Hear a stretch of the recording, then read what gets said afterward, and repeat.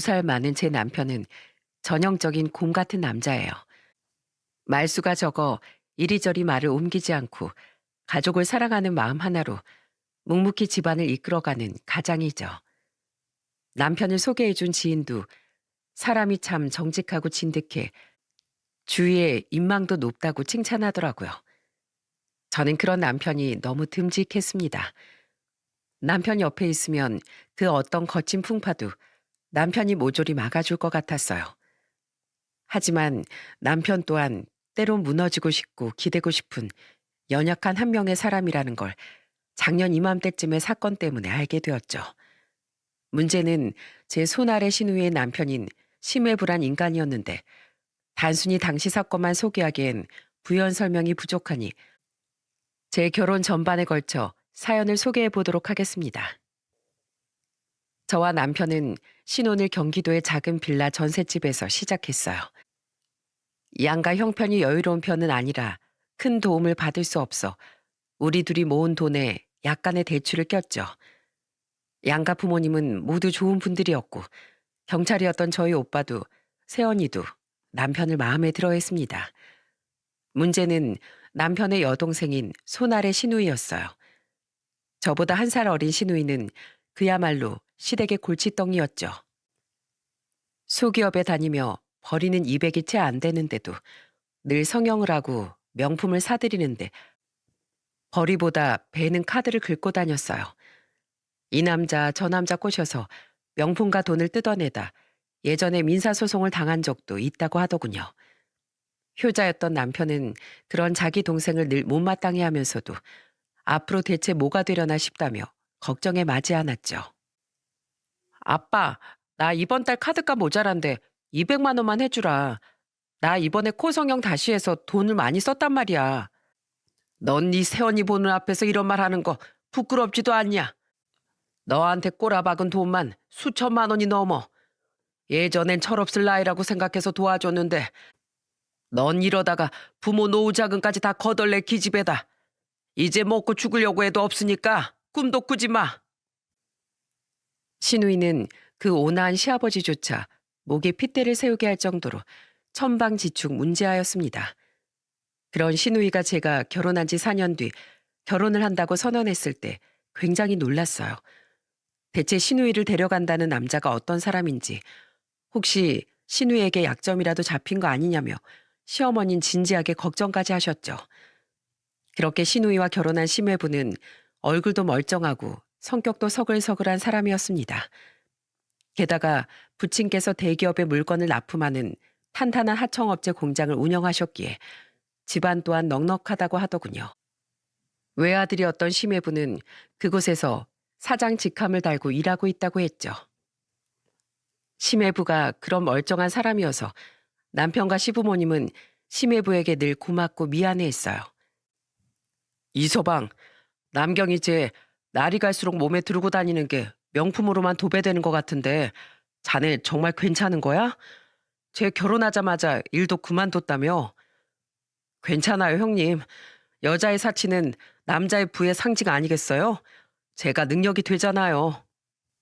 하지만 솔직히 재벌도 아닌데 저는 심해부의 능력 과시가 좀 과하다고 느껴졌습니다.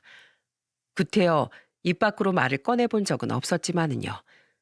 어쨌든 시댁의 골칫덩이 시누이를 데려가 준 것만으로도 감사해야 하지 않겠냐는 시부모님과 남편의 말에 100% 동의했으니까요.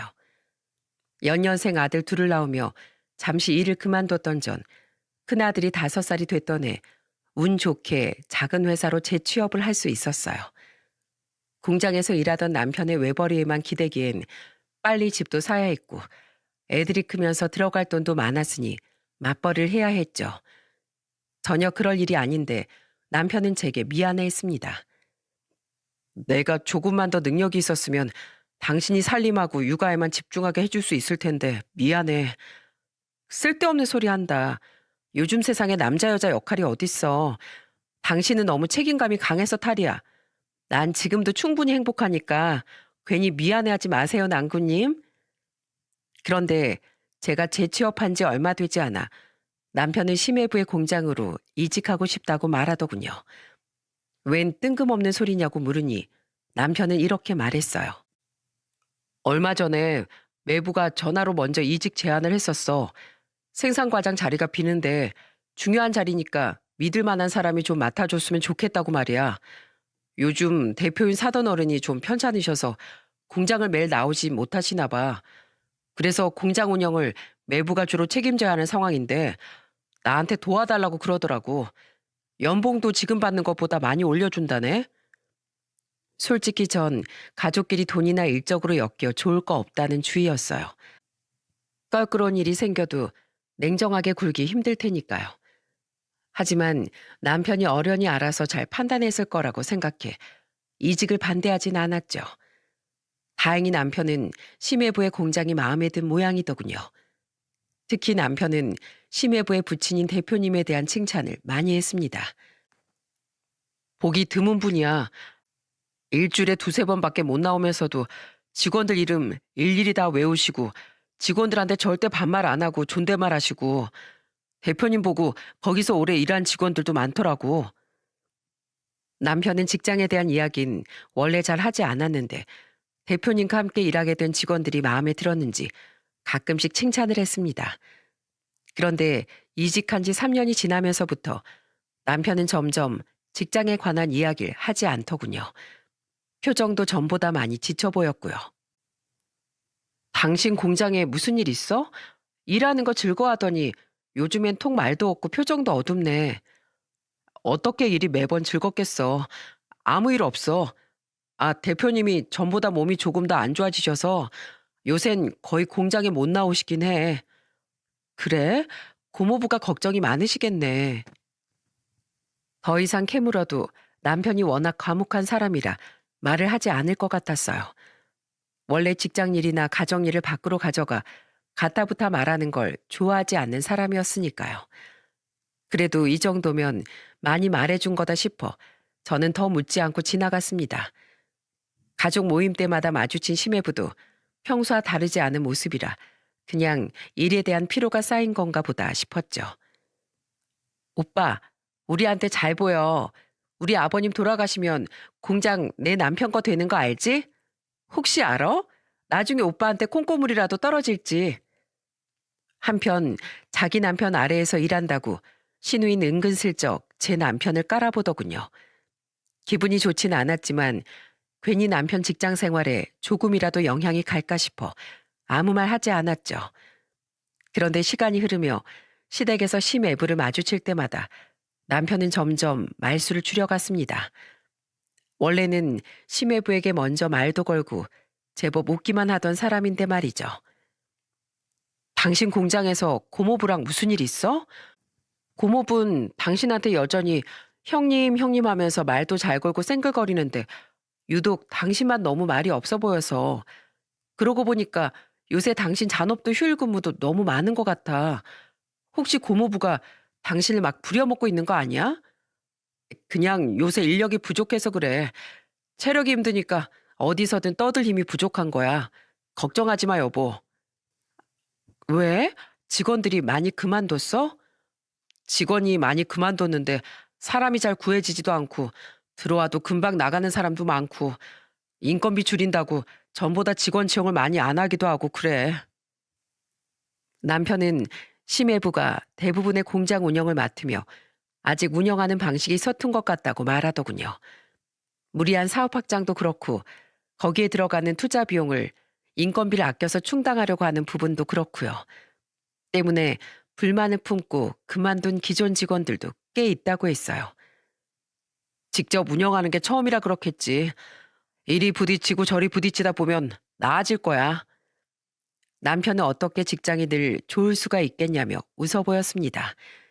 그래도 역시 남편이 걱정돼 언제든 힘들면 심해부 눈치 보지 말고 그만두라고 말해주었죠. 그 뒤로 한동안 전 남편의 직장에 대해 물어볼 새가 없었습니다. 남편이 이직한 지 5년이 지난해 작은 아들이 백혈병 판정을 받고 투병 생활을 시작했거든요.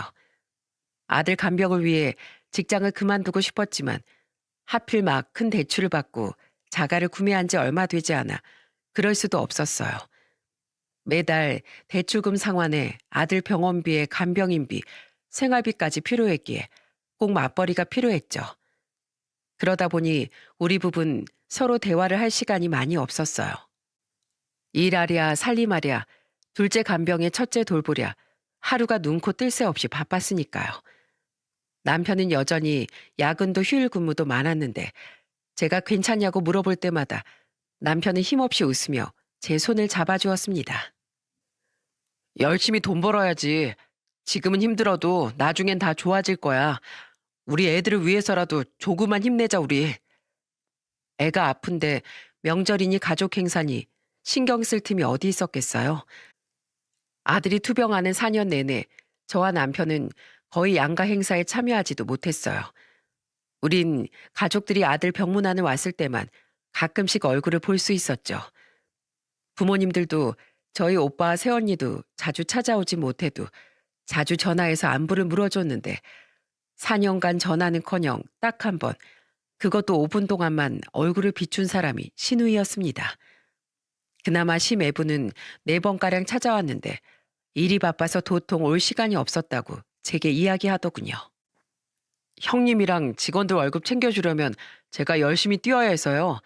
우리 준성이 꼭 나을 거니까 너무 염려 마세요, 아주머니. 감사해요. 모쪼록 저희 남편만 잘 부탁드려요.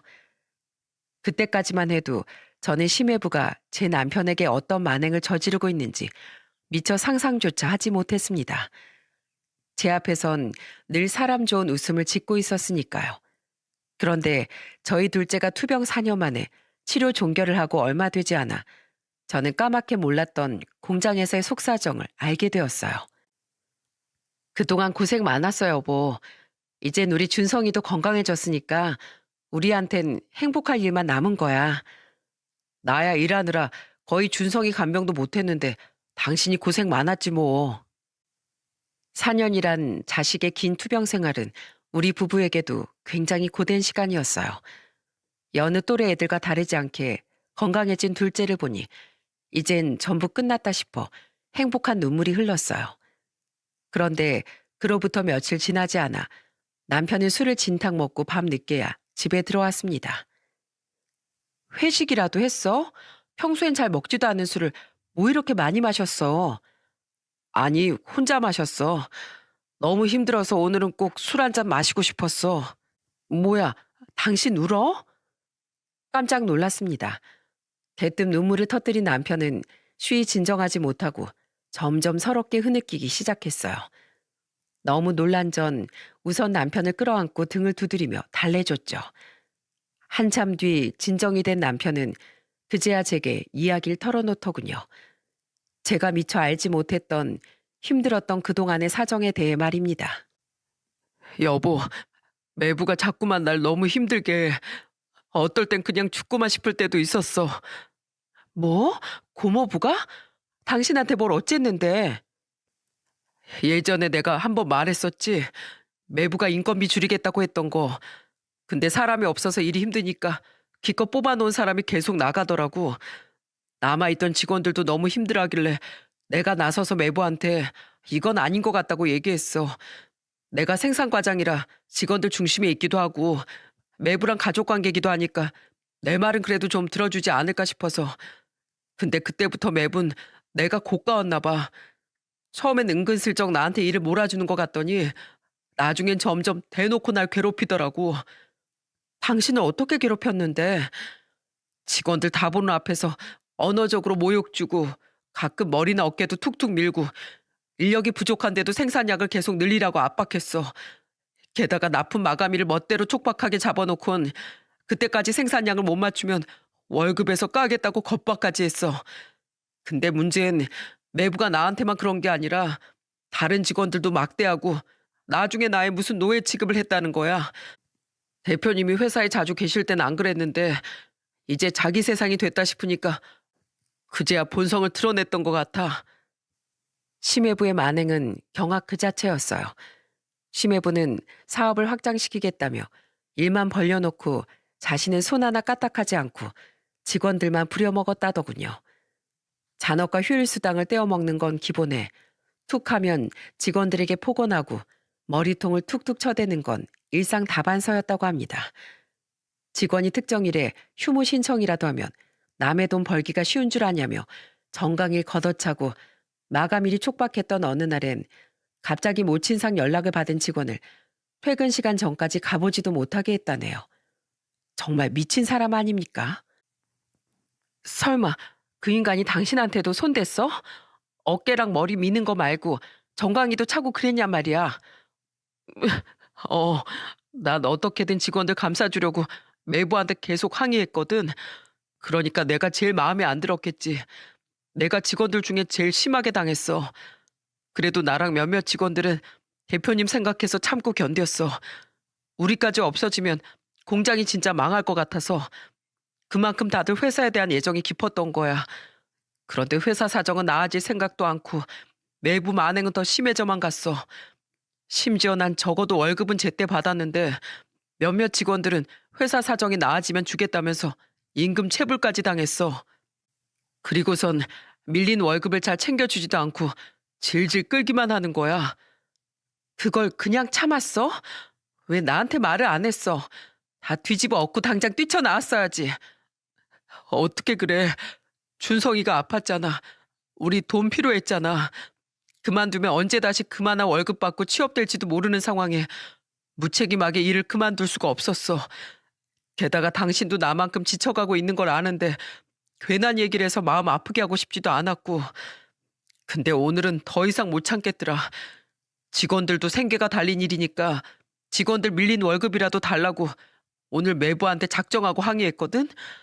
그러니까 글쎄 매부가 내 뺨을 때리더라고. 가족이라고 오냐오냐 해줬더니 어디 건방지게 직원이 사장한테 이래라 저래라 하냐고. 그동안 심해부는 계속해서 남편에게 이렇게 말했다더군요. 지금 애 아파서 병원비 들어가는 돈이 태산이지 않냐며 어디 가서 남편이 그만한 월급 받고 일할 수 있을 것 같냐고요. 책임감 강한 남편의 성격을 약점 잡아 심해부는 남편을 괴롭히고 무시하며 부려먹었던 겁니다. 화가 나서 제 두 손이 부들부들 떨렸어요. 감히 제 남편에게 그런 짓을 한 심해부에게 또 그런 남편의 사정을 아내가 돼서 여태껏 알지도 못했던 제 자신에게 미친 듯이 화가 났죠. 근데 뺨을 맞는 순간 내가 왜 이렇게 살고 있어야 하지 싶더라고. 그냥 다 내려놓고 한강에라도 뛰어들고 싶었어. 삶이 너무 버거워서. 그래서 그냥 나 앞으로 더는 일 못한다고 소리치고 뛰쳐나왔어. 나와서 혼자 몇 병이나 술을 마시면서 생각했는데 나 이젠 정말 한계인 것 같아. 여보, 이제 우리 준성이도 다 나았으니까 나 좀 쉬면 안 될까? 나 너무 힘들어. 남편이 돼서 이런 나약한 소리해서 미안해. 아니야, 미안해하지 마. 그동안 내가 당신 힘든 거 몰라줘서 미안해. 다 내 잘못이야. 약한 소리 한번 내뱉을 줄 모르던 사람이 오죽했으면 술까지 마시고 와서 울면서 그런 소리를 했겠습니까? 처음 보는 무너진 남편의 모습에 심장이 갈기갈기 찢기는 것 같았어요. 남편은 가족을 위해 그 숱한 고통을 혼자 감당하고 있었던 겁니다. 그리고 남편은 뒤이어 더욱 충격적인 말을 내뱉었습니다. 그리고 여보, 놀라지 마. 나 건강검진 받고 병원에서 연락 와서 재검까지 받았는데 나 간암이래. 간암 초기래. 뭐? 간암? 그런 사람이 술을 마시고 들어왔단 말이야? 미안해. 근데 오늘은 정말 술이라도 마시지 않으면 미쳐버릴 것 같았어. 여보, 나 이제 좀 쉬고 싶어. 충격적인 소식에 저는 남편을 끌어안고 함께 울었어요. 남편의 몸과 마음이 전부 망가져갈 동안 저란 사람은 대체 뭘 한 건가 싶어 미친 듯한 죄책감이 밀려왔죠. 그렇게 남편과 부둥켜 안고 엉엉 울고 나니 잠시 잊었던 분노가 다시 밀려들더라고요. 그만두는 건 그만두는 거고 나 이거 절대 이대로 못 넘겨. 기다려봐. 당장 오빠한테 전화해서 이걸 어떻게 해결해야 하는지 물어볼 테니까. 저는 곧장 경찰인 친정 오빠에게 전화를 걸었습니다. 시간이 밤 12시가 넘었지만 그땐 정말 눈에 뵈는 게 없었어요.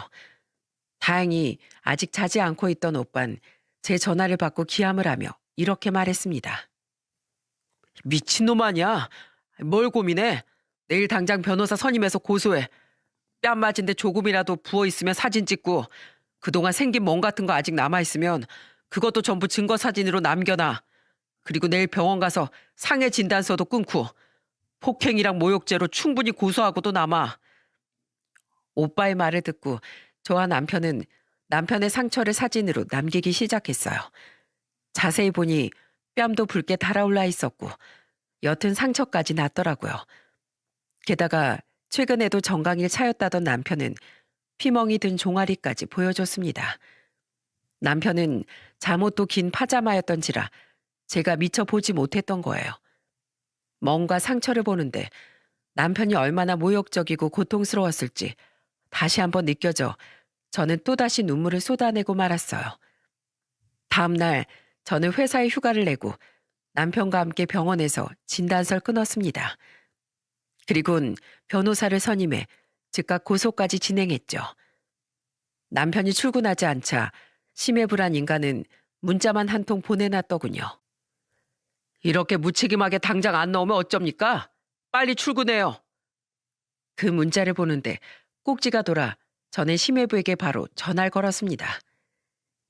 야, 야라고요? 아주머니 지금 제정신이에요? 내가 제정신이겠니? 어떻게 내 앞에서 실실 쪼개면서 뒤에서 내 남편한테 그딴 말도 안 되는 짓거리 저지를 수가 있어? 네가 사람이야? 출근 같은 소리 하고 있네. 내 남편 쉬지도 못하고 네 공장에서 굴러먹다가 가난까지 걸렸어. 내가 당신 절대로 가만 안 둘 거야. 우리 방금 당신 폭행이랑 모욕죄로 고소하고 왔어. 아, 그걸 그새 아주머니한테 고자질했어요? 남자가 돼서 창피하게. 어디 마음대로 해보던가요. 그깟 벌금 내면 그만이지. 쌍욕을 퍼부어주려고 했는데 심해부는 자기 할 말만 한 채 전화를 뚝 끊어버리더군요. 공장까지 그만둔 마당에 자기도 욕이라도 한 바가지 퍼부어줘야겠다며 남편이 다시 전화했지만 심해부는 전화를 받지 않더라고요. 열이 받은 전 신우에게 전화를 걸었습니다. 남편은 아마 신우이는 모르는 일일 거라고 말했지만 신우이는 남편의 예상과 달리 더 어마어마한 썩을 인간이었어요. 아가씨, 알고 있었어요? 아가씨 남편이 우리 남편한테 했던 짓? 그게 뭐요? 남의 돈 벌려면 그 정도 고생은 각오해야 하는 거 아니에요? 안 그래도 남편한테 들었어요. 오빠 무단 퇴사했다고. 알고 있었다고요?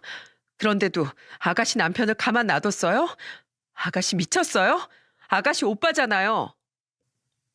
그러니까 어쩌라고요? 결혼했으면 내 남편이 먼저지. 내가 왜 오빠부터 챙겨야 돼요? 웃겨 정말. 난 남편 공장 일을 모르니까 엄한테 전화해서 따지지 말아요. 나 바쁘니까 끊어요. 신우이가 모든 걸 알고 있었다는 사실을 알자 남편은 큰 배신감에 휩싸였습니다. 그동안 남편은 신우이가 속상할까봐 여태 신우이에게도 입을 꾹 다물고 있었던 건데 애초에 자기 동생은 다 알면서도 신경도 쓰지 않았다는 걸 알았으니 충격이 클만도 했죠. 당장 신우이 집에 쫓아가고 싶었지만 오빠가 미리 전화로 일러준 말 때문에 꾹 눌러 참았어요. 괜히 화난답시고 다짜고짜 찾아가 행패를 부리면 역으로 고소당할 수 있으니 자중하라는 조언 말이죠. 그리고 남편이 출근하지 않자 남편 아래에서 일하던 몇몇 직원들이 남편에게 전화를 했더군요.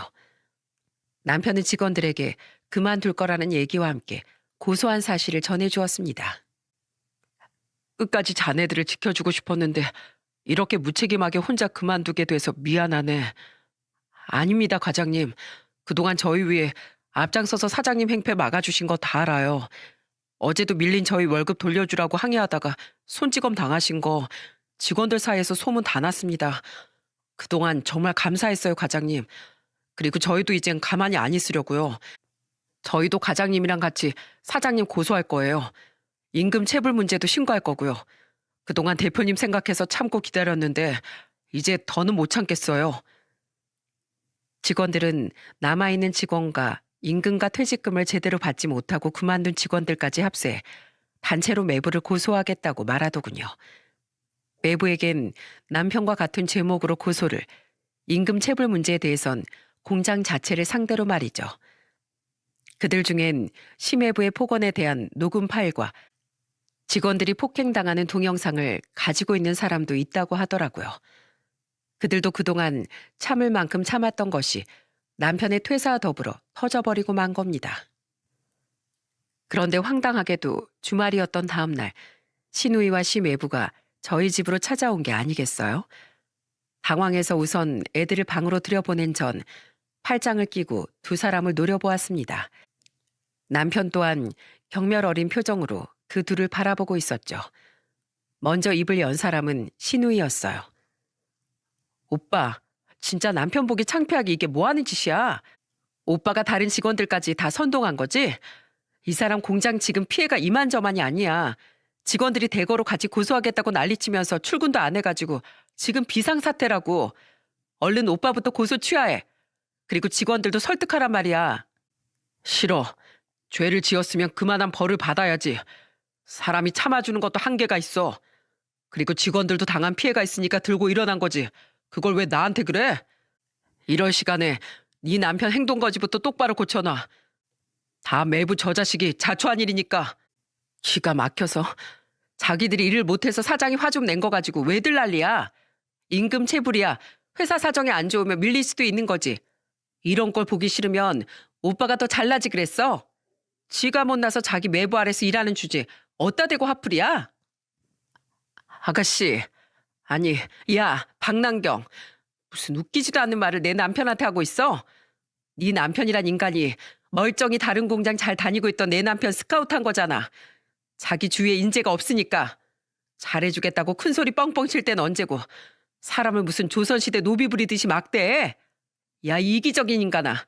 네 얼굴 다 뜯어고치고 명품 사재 낄 시간에 네 오빠 걱정해볼 생각은 한 번도 안 해봤니? 우리 아들 아플 때 관심도 없던 건 그렇다 쳐. 근데 네 오빠 개고생하다 가난 걸렸다는 말 못 들었니? 이 천벌받을 인간아. 나 참, 지가 지몸 관리 잘못해서 암 걸린 걸 왜 나한테 그래요? 아주 끼리끼리 만났네. 어떻게 동생이란 인간이 이럴 수가 있답니까?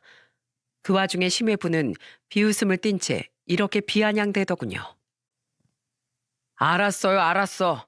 형님, 제가 뭐 합의금 드리면 돼요? 1,000? 2,000? 직원들한테도 합의금 주고 안 준 돈도 다 줘버리면 되잖아요. 다 그만둬요. 직원 그까짓 거 돈 주고 새로 뽑으면 그만이니까.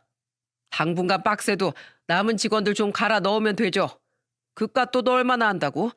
하여튼 못 사는 것들이란. 남자가 그거 몇 대 맞았다고 마누라한테 가서 쪼르르, 경찰한테 가서 쪼르르. 참 부끄럽습니다. 예? 이 쓰레기 같은 자식. 네 놈이 회사 말아먹어가는 거 나랑 직원들이 불쌍한 대표님 생각해서 겨우 여기까지 끌고 왔더니 이딴 식으로 나와? 이 거머리 같은 자식아. 직원들 피고름 쪽쪽 빨아먹으면서 네 배만 불리니까 좋았냐? 뭐?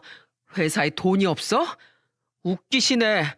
내가 진짜 이렇게까지는 안 하려고 했는데 너 오늘 여기 단단히 잘못 찾아온 거야. 너희들 오늘 나한테 용서 안 빌고 이딴 식으로 나온 거 크게 후회할 거라고. 그동안 내가 참고만 있으니까 아주 만만해 보였지? 두고 봐. 너 아주 크게 벌 받을 테니까. 둘 다 당장 이 집에서 나가. 예, 나가드립니다. 뭘 크게 후회해? 벌? 하, 지가 어쩔 건데. 빈수레가 요란만 해가지고. 여보, 가자. 남편의 호통에 끝까지 심해부와 시누이는 비아냥을 멈추지 않으며 나가더라고요. 그 꼴이 너무 꼴도 보기 싫어 저는 그들이 나가는 길에 굵은 소금을 가져와 마구 뿌려버렸습니다. 아, 따가워. 아주머니, 그만 못해요? 그런 말 할 시간에 빨리 꺼져. 내 집에 부정타니까. 싸가지 없는 것들. 내 남편 막대한 만큼 니들 인생엔 앞으로 똥밥만 가득할 거야. 얼른 꺼져. 그들이 나간 뒤 그제야 방에서 숨죽이고 있던 애들이 우리에게 달려오더군요. 많이 컸다고 해봤자 아직 14살, 13살이었던 애들은 무서웠는지 눈물을 글썽거리고 있었어요. 그리곤 둘 다 남편을 껴안으며 이렇게 말했죠. 아빠, 암 걸렸어요? 왜요? 일하느라 힘드셔서요? 아빠, 제가 아픈 바람에 아빠가 너무 고생해서 그런 병에 걸린 거죠? 아차 싶더라고요. 애들에게 어떻게 말해줘야 하나 싶어 아직 남편의 암에 대한 이야기를 꺼내지 못했는데 제가 신우에게 했던 말을 애들이 그만 들어버린 거죠. 아이들은 아빠가 병에 걸린 게 다 자기들 때문에 고생해서 그런 거라고 말하더군요. 아이들의 착한 마음에 눈물이 고였습니다. 남편 또한 마음이 아팠는지 눈물을 뚝뚝 흘리며 아이들을 안아줬어요. 너희들 때문에 그런 거 아니야. 병은 원래 누구에게나 찾아올 수 있는 거야. 그리고 아빠 암이라고 해도 아직 초기라 수술만 하면 금방 나을 수 있어. 준성이 너도 그 무서운 백혈병이랑 싸워서 멋지게 승리했잖아. 그치? 아빠 괜찮아. 울지 마, 내 새끼들. 겨우 애들을 달랜 뒤 방으로 들어온 전 궁금했던 부분을 남편에게 물어보았어요. 당신 이렇게까진 안 하려고 했다는 게 무슨 말이야? 설마 또 뭐가 있어? 그게 말이지. 사실 내가 남경이 생각해서 이것까진 폭로하지 않으려고 했는데 걔도 그렇고 매부도 그렇고 괘씸해서 안 되겠어. 나 매부가 우리가 납품하는 원청업체에 주기적으로 뒷돈 댔다는 증거 가지고 있거든. 부정하게 일을 계속 따온 거지. 그거 경찰에 신고해버릴 거야. 그럼 못된 인간들은 정신이 번쩍 들게 죗값 한번 치러봐야 돼. 놀랍게도 남편은 심해부의 엄청난 비리를 알고 있었더라고요. 그런데도 끝까지 신우의 인생까지 망칠까 염려돼서 참고 있었던 건데 못된 두 연놈의 행태를 보자 화가 폭발한 거죠. 남편은 저희 오빠에게 조언을 구한 뒤 정말로 심해부의 비리를 경찰에 폭로해버렸습니다. 증거가 확실하니 경찰은 즉각 심해부와 원청업체 관련자들을 체포해 조사에 나섰어요. 그리고 경찰 조사를 마친 심해부는 즉시 신우이를 데리고 다시 저희 집을 찾아왔더라고요. 며칠 전간 전혀 다른 비굴한 태도로 말이죠. 형님, 제가 잘못했습니다. 저 좀 살려주세요. 저 진짜 큰일 났다고요. 제가 이렇게 싹싹 빌 테니까 가서 폭로한 거 전부 거짓말이라고 저에 대한 앙심 때문에 증거도 형님이 다 만들어낸 거라고 해주시면 안 될까요? 제발요. 저 이러다 진짜 감옥 들어간다고요. 우리 가족이잖아요. 그래 오빠. 지금 우리 시부모님도 잔뜩 화나셨어. 두 번 다시 우리 보지도 않으시겠대. 우리 남편 이대로 감옥 가면 나랑 우리 딸은 어떡해. 오빠, 나 오빠 하나뿐인 동생이잖아. 저번에 내가 너무 심했어. 사과할게. 어? 제발 내 남편 좀 살려줘. 그 모습이 어찌나 한심해 보이던지요. 남편은 경멸스러운 표정을 지으며 이렇게 말했습니다. 니들은 니들 필요할 때만 가족 운운하는구나. 근데 어쩌지? 너희들은 더 이상 내 가족 아니야. 서로 위해주고 아껴주는 마음이 있어야 가족이지. 니들 같은 연놈이 어떻게 내 가족이야? 남의 눈에 피눈물 내고 돈만 펑펑 써제낄 때 신났지. 그 대가 한번 호되게 치러봐. 이 바퀴벌레들아. 새언니, 오빠 좀 설득해 주세요. 네? 오빠 지금 화나서 저러는 거지. 원래 얼마나 가족을 아끼는 사람인지 잘 아시잖아요. 오빠 분명 나중엔 저랑 남편한테 이러는 거 후회할 거라니까요. 뭐? 후회? 후회는 너랑 네 남편이란 놈이 평생 하겠지. 그렇게 가족을 아끼던 내 남편한테 가족으로서 남보다도 못한 짓 저지른 대가에 톡톡히 치러야 할 테니까. 나 니들처럼 역겨운 인간들 보고 있는 것만으로도 지금 엄청 비위상하거든? 니들이 저지른 짓은 니들이 알아서 수습하고 당장 우리 집에서 꺼져. 이제 두 번 다시 찾아오지 마. 또 내 눈에 띄면 그땐 내가 감옥 들어가는 거 감수하고서라도 살점을 다 물어 뜯어버릴 테니까. 저와 남편이 아무리 쌍욕을 해도 두 연놈은 무릎까지 꿇고 제발 살려달라고 빌더군요. 결국 저와 남편은 그들을 억지로 일으켜 세워 문 밖까지 쫓아냈죠. 그런데 그날은 무슨 날인지 저희 집에 손님이 끊이지 않더라고요. 그날 저녁 애들과 저녁을 먹으려는데 초인종이 울리기에 나가보니 시부모님이 찾아오시지 않았겠어요? 남편의 의견에 따라 시부모님이 걱정하시지 않게 최대한 사건이 마무리된 후에 말씀드리려고 했는데 시부모님은 사건에 대해 전부 알고 오셨더군요. 하범아, 너 암이라며 괜찮은 거야? 괜찮아요, 어머니. 얼마 전에 외래 진료보고 다음 주에 수술 예약 잡았어요. 나중에 말씀드리려고 했는데 두 분 다 어떻게 알고 오셨어요? 남경이 그 썩을 것이 우리한테 무슨 일이 있었는지 다 얘기해줬다. 그러면서 뭐라는 줄 아니? 반성은커녕 나랑 영감한테 너 좀 설득해달라고 하더라. 그래서 대차게 두들겨 패서 쫓아내버렸다. 아주 쌍코필 터트려버렸어. 어떻게 자기 오빠 일에 그딴 식으로 나올 수 있었다니? 이서방 그놈이 같이 안 와서 똑같이 쌍코피 못 터뜨려준 게 한이다 한이야. 네 엄마 말이 맞다. 우린 더 이상 걔들 안 보고 살 거다. 그놈들은 절대 뉘우치지 않을 거야. 아쉬운 상황만 지나가면 언제든 똑같은 짓을 저지를 놈들이야. 그동안 이서방 그 개 같은 자식 웃는 낯에 속아서 내 아들 고통을 몰라준 것만 생각하면 아주 속에서 천불이 난다. 불쌍한 우리 아들 얼마나 마음고생이 심했으면 암까지 걸렸을꼬. 우리가 몰라줘서 미안하다 종보가. 시부모님은 남편을 끌어안고 사과를 하며 우셨습니다. 덕분에 저와 아들들까지 눈물이 터져 우린 찌개가 전부 식어갈 때까지 수저를 들지 못했죠. 그리고 다음 날 저희 집엔 마지막 손님이 또 찾아왔습니다. 생각지도 못했던 의외의 방문객은 바로 심해부의 부친인 공장 대표님이었어요. 대표님은 오자마자 제 남편에게 허리를 90도로 숙여 사죄를 하시더군요. 미안합니다, 박 과장. 내가 자식놈을 잘못 키웠어요. 어릴 적부터 좀 거만한 면이 있긴 했어도 못된 놈은 아닐 거라고 생각했는데 내가 회사 운영을 맡기자마자 건방진 본색을 드러낼 줄은 꿈에도 몰랐네요. 게다가 회계자를 들여다보니 이놈이 회사 돈을 아주 거덜을 내버렸더군요. 사업 확장은 무리하게 왜 시도했는지 40년을 굳건하게 지켜온 공장을 한순간에 아주 말아먹어 버렸어요. 그놈은 내 공장에 두 번 다시 발도 들이지 못할 겁니다. 내 아들이 박 과장에게 했던 모든 행동에 대해 내가 이렇게 대신 고개 숙여 사과합니다. 남편의 말대로 대표님은 정말 점잖고 좋은 분이더라고요. 어떻게 이런 분 아래서 그런 몰상식한 인간이 나왔는지 이해할 수 없을 정도로 말이죠. 어느 정도 몸이 회복되었다던 대표님은 이제 죽을 때까지 자신이 공장을 돌볼 생각이라며 남편에게 다시 돌아올 생각이 없냐고 물어보셨습니다. 박 과장뿐만 아니라 다른 직원들에게도 한 명 한 명 찾아가서 사죄하고 물어볼 생각입니다. 박 과장, 내가 전보다 월급도 올려주고 승진도 시켜드릴 테니 마지막으로 한 번만 더 우리 공장을 위해 일해주지 않겠어요? 박 과장을 믿고 따르던 직원들이 한둘이 아니니 박 과장이 돌아와 준다면 정말 큰 힘이 될 겁니다.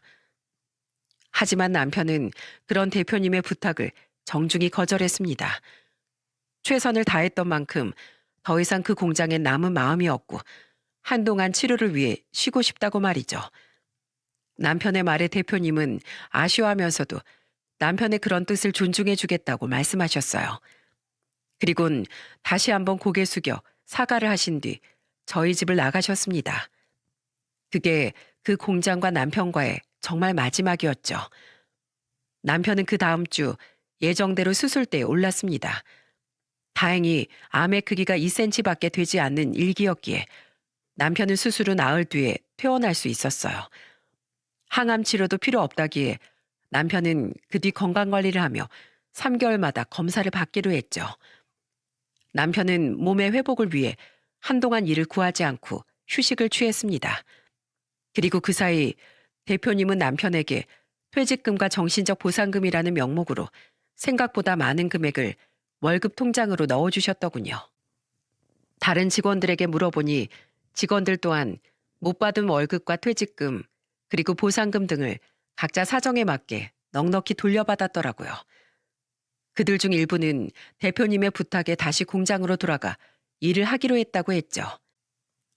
원래 대표님이 직접 운영하실 땐 좋은 직장이었으니까 대표님에게도 그 직원들한테도 잘 된 일이지.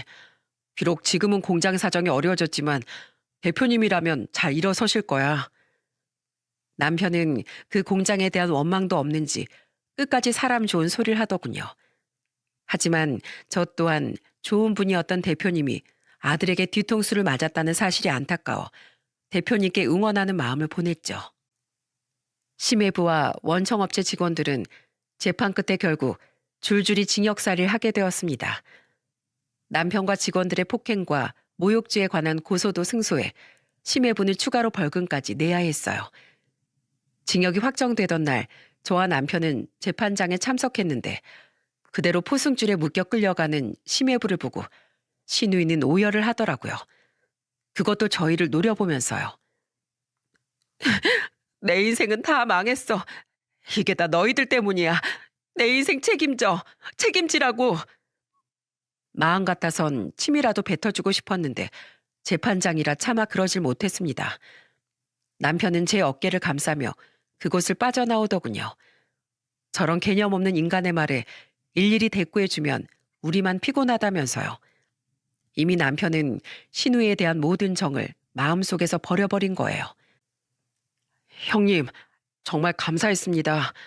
계속 전화해서 조언해 주시고 챙겨주신 덕분에 끝까지 일이 잘 마무리될 수 있었어요. 내가 한 게 뭐 있나. 자네가 야무지게 일 처리를 잘한 거지. 그동안 정말 고생 많았어. 자넨 내가 아는 남자 중에 제일 멋진 사람이야. 자네가 내 동생의 남편이라서 얼마나 든든한지 몰라. 그래, 박서방. 나랑 자네 장인도 자네가 있어 얼마나 든든한지 모르네. 그래도 박서방, 사람이 어떻게 늘 굳건할 수 있겠나. 때론 우리 혜인이에게 기대기도 하고 투정도 부리면서 살아. 그래야 자네 마음이 더욱 오래도록 건강할 수 있어. 남편은 계속해서 전화로 진행 상황을 묻고 필요한 조언을 해준 저희 오빠에게 진심으로 고마워했습니다. 당시 사건을 전해들은 친정 부모님은 남편을 많이 걱정하셨는데 부모님의 걱정에 남편은 앞으로 노력해 보겠다며 웃어 보였죠. 시부모님은 신우에게 난 화가 엄청나 신우이가 집에 찾아가도 문전박대를 하셨다더군요. 와서 잘못했다고 비는 것도 아니고 자기 혼자 애 키우고 살 돈 없으니 돈 좀 달라는데 그걸 우리가 미쳤다고 받아주니? 아휴, 내가 어쩌다 그런 애를 낳고 미역국을 먹었나 모르겠다. 돈이 없으면 나가서 일할 생각을 해야지. 신우이는 끝까지 남의 돈에만 침을 흘렸더라고요. 살던 집은 자신의 시부인 공장 대표님 명의였기에 집을 팔 수도 없었다더군요. 그래서 결국 신우이가 택한 방법이 뭐였는지 아십니까? 9살 된 딸을 자기 시댁 앞에 덩그러니 버려두고 자신이 갖고 있던 만큼의 심해부의 돈을 전부 인출해 도망가 버렸어요. 양가 모두에게 버림받아 도움은 꿈도 못 꾸니 혼자 애 키우면서 살기 싫다 이거였던 거죠. 심해부의 모친이 사돈인 시어머니께 전화해 그 사실을 알렸다는데 시어머니는 귀가 화끈거려 혼이 났다며 저에게 신세한탄을 하셨습니다. 남편이 감옥 갔다 나와서도 미래가 안 보일 것 같으니 자식까지 버리고 가버린 거 아니겠니? 어쩜 그렇게 의리가 없을 수가 있어. 아휴, 내가 아주 동네 창피해서 못 살겠다. 아휴, 절대 우리가 먼저 찾지도 않을 게다. 찾아봐야 남편하고 자식까지 버린 마당에 부모 뒤통수라고 못 치겠니? 그냥 이대로 안 보고 사는 게 나도 영감도 차라리 속 편할 게다. 속상해하는 시어머니께 차마 말을 덧붙이지 못했습니다. 하지만 속으론 신우이만큼 한심하기 짝이 없는 인간도 없을 거라고 생각했죠. 사건 이후 1년이 지난 지금까지도 신우이의 소식은 아무도 모릅니다. 아마 어딘가에서 자기 욕심대로 한심한 삶을 살고 있겠지만 전 언젠간 신우이가 깨달을 거라고 생각합니다. 탐욕은 사람을 끝없이 외롭게만 만들 뿐 나이가 들며 정말 필요한 존재는 바로 자신을 사랑해주는 가족이라는 사실을 말이죠. 그 사실을 깨닫고 후회할 쯤엔 이미 곁에 아무도 없겠지만은요. 휴식을 취하던 남편은 얼마 전 다른 공장의 총괄 책임자로 취업했어요. 저는 남편이 조금이라도 더 쉬길 원했는데 남편은 일하던 사람이 계속 집에 있으니 좀이 쑤신다고 고집을 부리더군요. 분명 저와 애들을 생각하는 마음에 그런 고집을 부린 걸 아는지라 저는 남편에게 조건을 걸었어요. 월급 생각하지 말고 무조건 전 공장보다 근무 시간 적고 일 편한 곳으로 가. 당신도 건강 망치면 그게 바로 우리 가족을 불행하게 하는 거야. 알았지? 남편은 저와의 약속대로 주 5일 근무에 칼퇴를 보장하는 공장을 찾아 취업했습니다. 전 공장에서 같이 일하던 직원들이 정보를 알려줘 좋은 직장에 들어갈 수 있었던 거죠. 그 직원들은 작년 추석에도 올 설에도 잊지 않고 남편에게 선물을 보내고 안부 전화를 걸어주었어요. 그 모습을 보면 남편이 직장에서 얼마나 인망 있는 상사였는지 알 수 있어 자랑스럽더라고요. 남편이 전보다 널널한 직장에 다니는 덕분에 우리 가족은 함께하는 시간을 자주 보내고 있습니다. 물론 남편이 집에서 쉴 때만큼은 못해도 1년 전에 비하면 완전히 다른 삶을 살고 있죠. 평일 저녁에 애들이 학원에서 돌아오면 치킨을 시켜 먹으며 TV를 보기도 하고 주말엔 1박 2일로 펜션에 놀러 다녀오기도 해요. 얼마 전엔 다 같이 바다를 보러 갔는데 그때 바닷가에서 기지개를 켜던 남편이 개운한 목소리로 이렇게 말하더라고요. 아, 사람 사는 것 같다. 행복하다. 진심으로 행복해 보이는 남편의 모습에 저와 애들은 까르르 웃음을 터뜨렸습니다. 그리곤 너도 나도 행복하다고 외치며 세상 누구보다 든든한 가장인 남편을 끌어안았죠. 저는 지금의 이 행복을 저희 남편의 눈물겨운 인내가 아니었으면 절대 얻을 수 없었을 거라고 생각해요. 하지만 앞으론 더 이상 어떤 일이든 혼자만 끌어안고 있지 않겠다고 남편은 저와 단단히 약속을 했어요. 저는 지켜주기만 해야 할 약한 존재가 아니라 평생 남편의 옆을 나란히 걸어갈 든든한 동반자이자 아군이라는 사실을 절대 잊지 말라고 말해주었죠. 그랬더니 남편은 그런 제게 고맙다고 말하며 눈물을 글썽거리더라고요. 전 앞으로 남편의 건강과 더불어 남편의 마음을 열심히 지켜주며 살아가려고 합니다. 남편이 저와 애들을 지켜주듯 저 또한 남편이 든든히 의지할 수 있는 사람이 되어주고 싶으니까요. 말수가 적은 남편에게 어떻게든 대화를 이끌어내기 위해 저는 자주 남편과 대화하는 시간을 가지려고 노력하고 있어요. 제 노력을 알아주는 건지 요즘 남편은 전과 다르게 직장에 대한 고충도 한 번씩 털어놓곤 합니다. 저를 걱정시켰던 일에 대한 미안한 마음에 더욱 노력해 주는 것 같아 참 고맙더라고요. 여러분, 저는 지나친 불평과 투정은 가족을 지치게 하지만 적당하고 솔직한 대화는 가족 간의 관계를 건강하게 만들어준다고 생각해요. 물론 과거 제 남편의 인내와 희생을 잘못됐다고 폄하하는 건 아닙니다. 하지만 뒤늦게 가족의 고통을 알게 된 다른 가족의 슬픔을 조금이라도 염려한다면 힘들어도 다 함께 터놓고 대화하며 다른 길을 찾아보는 것도 좋은 방법이라고 생각해요.